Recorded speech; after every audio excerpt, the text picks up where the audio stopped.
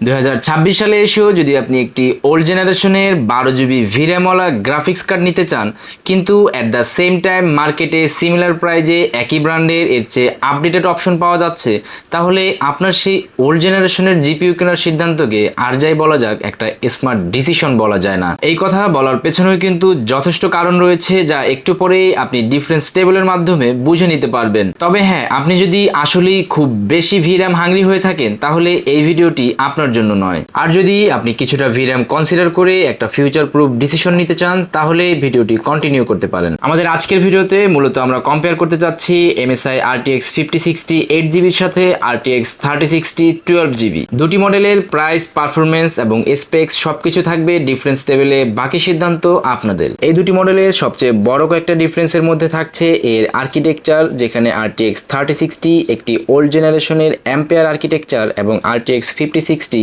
Blackwell new জেনারেশনের architecture.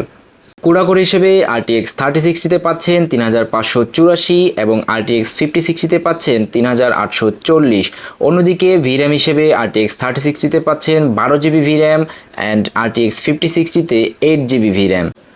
রে tracing হিসেবে RTX 3060-তে পাচ্ছেন 2nd gen and 5060-তে 4th gen.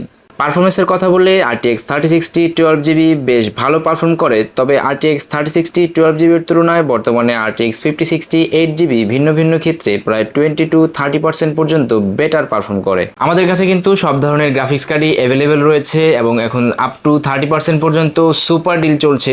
শুধু এই মডেল নয়, এছাড়াও আরও অসংখ্য মডেল রয়েছে। অনলাইনে পারচেস করতে অথবা আপডেটেড প্রাইস জানতে এখনই ভিজিট করুন pchouse.com.bd। ধন্যবাদ।